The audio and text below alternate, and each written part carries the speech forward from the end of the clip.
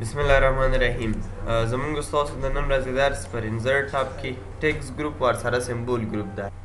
په ټیکس ګروپ غږیږو. لومړنی کمانډ پکې ټیکس بکس ده. د دوو موخو لپاره کارول کیږي. لومړی دا چې یو لیکل ته غواړې له نورو لیکنو خاص وښکاري، ته کولی شي په ټیکس بکس کې ولیکي. مثلا یو حدیث شریف ده، مثلا یو شعر ده. که چېرې تاسو د مکتب کتابونه وګورئ، شاعر پیژندنه یا هغه کورنۍ وظیفه یا هغه فعالیت یې بیا درته په ټیکس بکس کې لیکلی.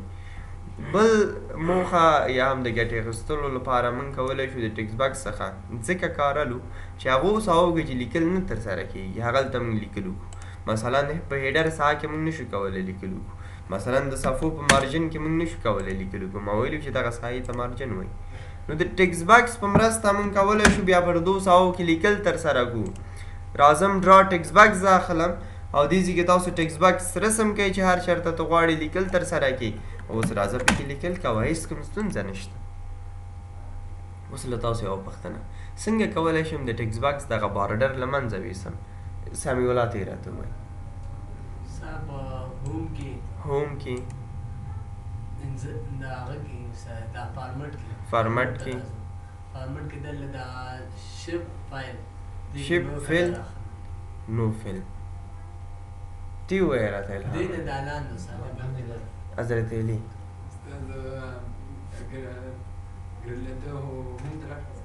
هوم ټاپ او داسې کې زه ورته یم چې نو بارډر. دا بارډر نه ده، بارډر یوازې پر ټیبل کې اوسي، نو نه لرې کېږي. تی ووایه راشده راته. نه هغه کې هم نه کېږي. تی ووایه وحدته. ای خدای مو ګوره دغه ټیکس بکس چې ده دا پر خپله سره یو شیپ ده. نو تاسو ځئ فارمټ له سمیع الله خان په اخره کې صحیح ویلي. شیپ آوټلاین نه راځئ او پر آوټلاین کې ورته تاسو وایئ چې نو آوټلاین. دغه بارډر چې تاسو ګورئ دا د شیپ بارډرې دي. نو تاسو ورته وایئ چې نو آوټلاین، نو دا به له منځه ځي. انتخاب کوم یا بیک سپیس بټن په ذریعې سره ټیکس بکس له منځه لاړه، ډیلیټ شو. کویک پارټ په نامه کمانډ لرو. په کویک پارټ کې زه کولی شم چې یو لیکل دی زه ډېر زیات استفاده کوم. اډ یې کړم، هر کله مې په کار په اسانۍ سره یې زه راولم. مثلا لکه څنګه چې ما دلته دغه لیکل ثبت کړي دي: د افغانستان اسلامي امارت، د پوهنې وزارت، د ښارپوهنې امریت. که چېرې تاسو د دې ریاست شار مخ ته یا هم د معارف مخ له وګورئ، اریزو والا ناست دي، د هغه په هرې صفحه کې دغه لیکل پکار وي. نو زه هغه کولی شي چې ځان لپاره لیکل ترسره کړي، دلته یې ثبت کړي او هر کله یې په کار یوازې د یوه کلیک ترسره کوي لیکل راځي. دغه کار څنګه کولی شو؟ په دې ترتیب سره چې تاسو لومړی لیکل ترسره کوئ. چې کله مو لیکل وکړه تاسو به لیکل انتخاب کوئ، د سلیکشن څخه وروسته به راشئ کویک پارټ ته، اټو ټیکس له به راشئ او دلته به ورته وي چې سیف سلیکشن ټو اټو ټیکس ګالري، نوم به ورته ورکړئ، دا به اوکې کې ثبت به شي چې هر کله دې په کار یوازې یوه کلیک لیکل به ډایرکټ راځي. ورډ آرټ په نامه کمانډ لرو. ډیزایندار لیکل پکې کولی شو ترسره کړو. هر ډیزاین چې د خوښي واخله ته او ته کولی شي دې ځای کې یو لیکل ترسره کړي. افغانستان ما ولیکو.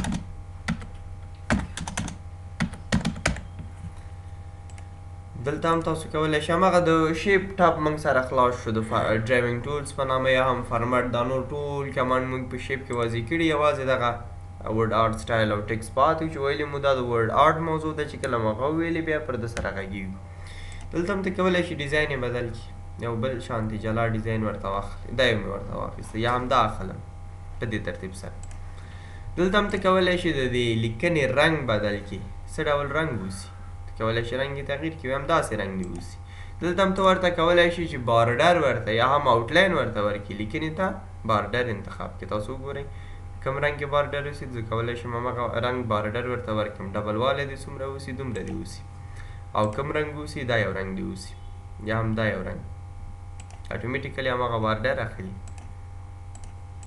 او دې ځای کې هم شیډو سیوري ته وایي، ریفلیکشن، انعکاس، ګلو، دغه رقم ډیزاین ته ویل کېږي. باول چې دا هم ټول پر شیپ او پر تصویر کې واضح کړو، دغه ترتیب سره ډیزاینونه دي چې ترې کار اخیستلی شئ.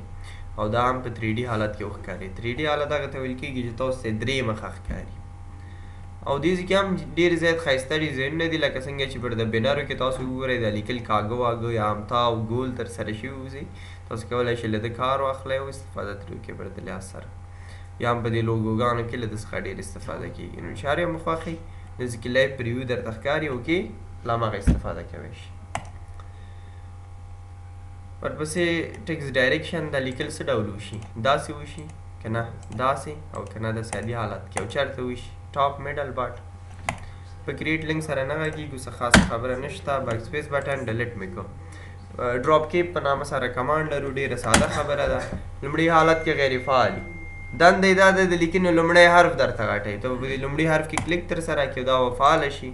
یا داسې او یا هم داسې ته کولی شي چې هغه غټ کړي یا هم پراخه کړي. دا د انګلیسي د لیکنې یو ډیزاین دی. د سیګنیچر لاین پر نامه کمانډ لرو، دنده یې دا ده. مثال په توګه زه یوه ریزه لیکم، دغه ریزه باید د مکتب پر 10 استادانو سره امضا شي. زه د هر یو استاد لپاره د امضا جلا ځای مشخص کوم چې یو استاد د بل استاد د امضا پر ځای کې امضا ونه کړي. نو زه راځم سیګنیچر لاین ته، داسې کې وایي چې ته د چا لپاره د امضا ځای برابرې، د هغه نوم څه دی، ویم نوم یې احمد دی، سکاره دی، ویم هغه استاد ده. ایمیل ادرس یې لیکي، که چېرې یې نه لیکي ضرورت نشته، بس دا تاسو کېږئ د امضا له خاطر یو ځای ترتیب شو چې احمد استاد. ته کولی شئ دا لوی کې هم پراخه کړي، وړوکی کړي، هغه نفر خپل نوم ګوري او داسې کې خپل امضا ترسره کوي. انتخاب کوم، بیک سپیس ډیلیټ مې کړم. ډیټ اینډ ټایم ده، ساده مسله ده. تاریخ راوستی شي یا هم ساعت راوستلی شي، وخت. د کیبورډ څخه هم لیکلی شو او کمانډ هم راغلی دی. داسې کې چې د هر ډیزاین خوښ شو ته هماغه واخله، اټومیټیکلی دا تاسو اوکې کوئ، ډایرکټ راځي. یوه موضوع پکې مهمه ده، هغه داسې چې اپډیټ اټومیټیکلی. که چېرې تاسو دلته یو تاریخ واخلئ او دا ټیک مارک ورته تاسو ولګوئ، نن ورځ د یکشنبې ورځ د مارچ 2 تاریخ ده او دا ډاکومنټ زه سیف کړم، سبا چې راځم دا به دوشنبه او د مارچ 3 وي، بله ورځ راځم سه شنبه د مارچ 4 وي. مطلب د کمپیوټر د تاریخ سره به دا نوی کېږي. خو مګر که چېرې تاسو ورله دا ټیک مارک ونه لګوئ، دا به بیا هېڅکله نه نوی کېږي. د ابجیکټ پر نامه کمانډ لرو. د ابجیکټ دنده بیا دا ده د بل پروګرام څخه یو څه ورډ ډاکومنټ ته راوستی شو، یا هم د ایکسل پروګرام یا د پاور پوینټ، دا لومړنی پکې د رسامۍ پروګرام، د پینټ پروګرام. اوکې باندې تاسو کلیک تر سره کړئ. پر دې کې چې تاسو هر څه جوړ کړه، هر څه مو ولیکل، هغه اټومیټیکلی د ورډ ډاکومنټ ته د یو ابجیکټ پر لحاظ سره راځي. داسې کې زه راځم یو څه رسموم، یو رنګ مې هم ورته ورکړ، دا یو، دا به زه کلوز کوم. چې کله تاسو دا کلوز کړئ ورډ صفحه کې دا پروت تغییرات پکې راولي، ډبل کلیک بیرته درته د رسامۍ پروګرام اوپن شو، یعنې انتخاب یې کړه، بیک سپیس له منځه لاړه. اکویشن معادله وله وایي.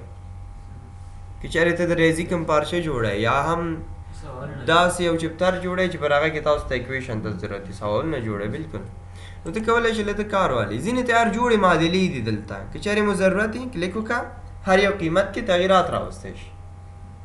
ریاضي کې درنه یو پوښتنه وکړم، وګورم چې په ریاضي پوهېږئ که نه. د فورمول ته څه شی وایي؟ محمد بن موسی فورمول څه شي لپاره ترې کارولو؟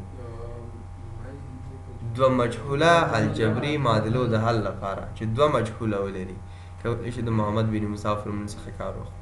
کلیک پرې وکړئ، دغه د بي اے د هر یو قیمت تاسو کولی شئ بدل کړئ.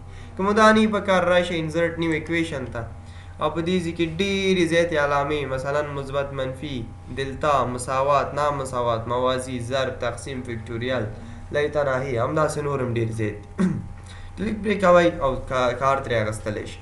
که چېرې مو دلته په عملیو یا سوالونو کې په کار یي، مثلا کسر، تاوان، جذر، انتګرال ده، ورسره فکر کومه چې نه پوهېږم چې دا څه شی دی، دا فکر کومه چې مشتق ده، ساین ده، ورسره لیمیټ ده. مثلا زما لیمیټ په کار ده، کوم ډول لیمیټ بیا ستا په کار ده.